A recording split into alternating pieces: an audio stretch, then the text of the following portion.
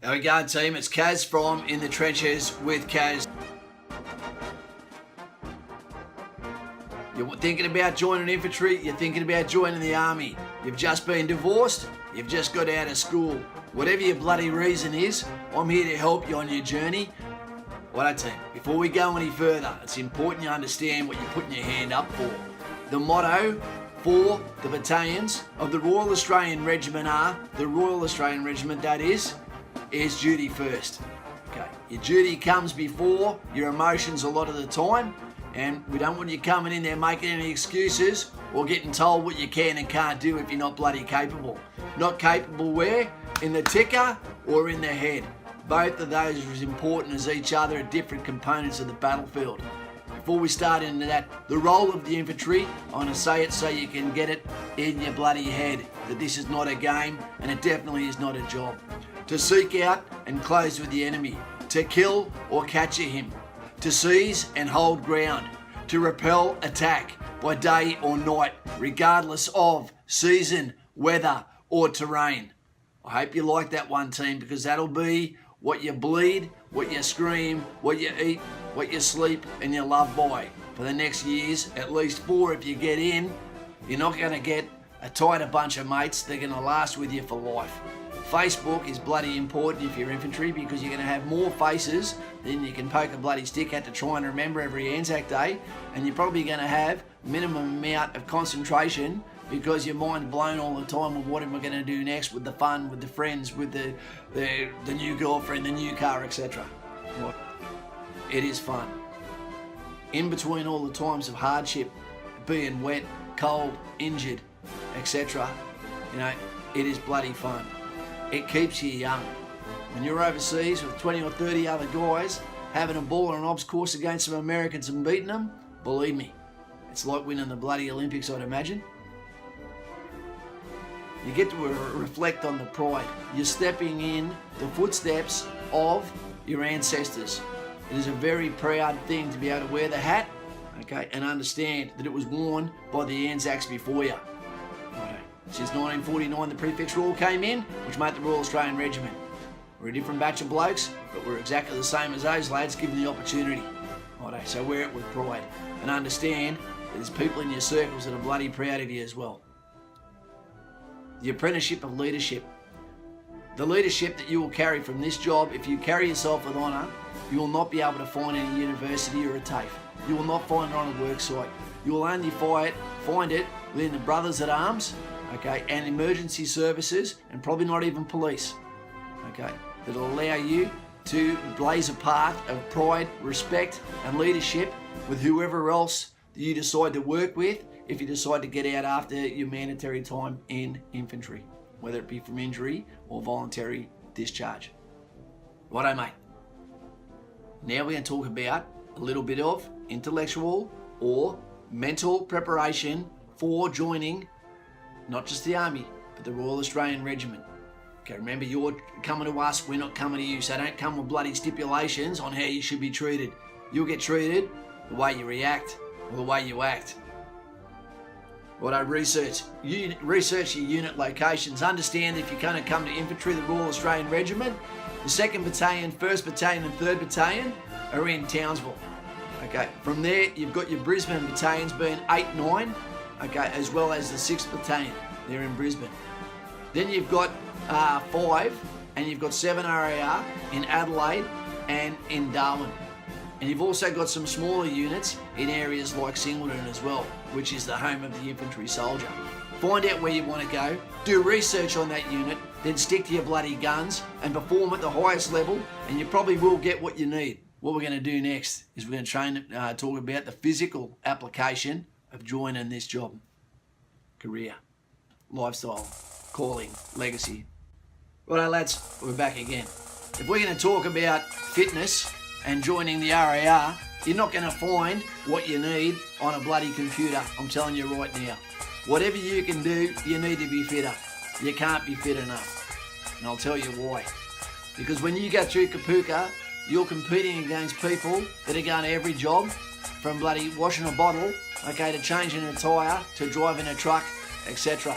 When you get to Singleton, The very first day you get there, you could very well be going into the infantry fitness tests. And that is going to decide from your platoon staff on where you're going to be going the rest of your bloody course. There's not much room for recovery from day one onwards. Right. Therefore, if I was going to train physically, what you need to think about is your cardio, which is bloody important, and as well as your ability to recover. So interval training and running. 2.4 is the run requirement, okay, during the fitness test for Army. However, you need to still be able to run 5 kilometres, maybe up to 10 kilometres. But if you're going to run at speed, then 2.4 should do you well. Alright team, let me take you through a quick tour of what's going to occur when you first turn up to the School of Infantry, the home of the Royal Australian Regiment. As you turn up to the gates, you're going to see a fantastic museum.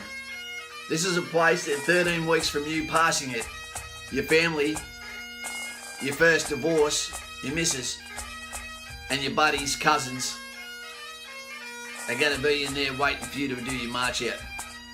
Alright, you're going to go through the gates. A civilian's going to pass you through, and you're going to head through in a bus. And then there's going to be a symbolic door slammed shut behind you. The next time you go out those gates is because you've done something good. Because you've earned your weekend off. Then we continue on. As you look through the right-hand side of the bus, what you're going to see is an obstacle course. Just when you think, holy shit, that's long, it's only bloody half of it, team, because it goes back on itself as well. When you look off to the left, you're going to see football fields. You're going to see vast areas of grasslands covered in kangaroos and kangaroo shit. All that is a soft impact zone, so we can take you through the repetitive training and the physical training required to prepare you for the rigours of combat once we put equipment on your back. That football field is not there for you to play on. It's for you to hurt on, for you to sweat on, but in a completely different way. As you continue on down the road, off to your left you're going to see accommodation. Some of those buildings may be your next home for the next 13 weeks. You're going to get up to an intersection. At this time you're still running the reverse direction of what your fitness test run will be. You're going to turn left and you're going to stop outside the headquarters of Depot Company. And right where you stop, you're going to see a fantastic shrine, which has got the Skippy badge on it. Okay, that badge is what I've got on my hat right now. It's the end goal. It's the gold medal. It's the prize for success that allows you to step through the portal from trainee to IET up to the recipient, wearer and follower of the Anzac footsteps in the Royal Australian Regiment. This is what you get. Costs $1.63, I think, but you're only allowed to wear it if you've earned it in calories. At shooting, everyone needs to be able to shoot naturally. Fitness, yep. Stand out, be a team, and inside that team, everyone's job inside that team is to be the best. Compete against each other internally.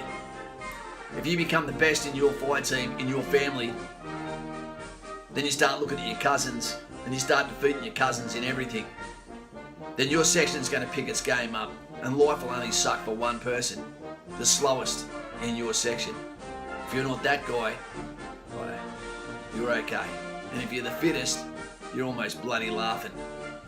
When you get on that obs course, cousins, left side, brothers, right side. Talk about it, get together, motivate. See who the natural leaders are in your group, prepare yourselves for battle. Prepare yourselves for the task at hand and know that the only way to eat a whale is one bite at a time. Everything has a time limit, everything only goes for a certain amount of time. And if you're getting yelled at, it doesn't mean you've done something bloody wrong. It means instinctive command is being instilled on you at all times. We don't need your opinion. We don't need your say. You're being led by a section commander. You're being led by a section commander. He's a senior section commander. He'll have already led sections in battalion environments, so he can tell you what it's like from every rank up to and including section commander in the Royal Australian Regiment. So ask him questions, but don't suck his dick. Don't be just trying to make friends with him because he's not there to be your friend. He's is there to save your life by teaching you the essentials, by making you the robot you need to be to get that default level of knowledge before you can step up, advance, and start thinking about things like being the best in your platoon, being the marksman, where you want to go and support company, will I extend and go to special forces. Right.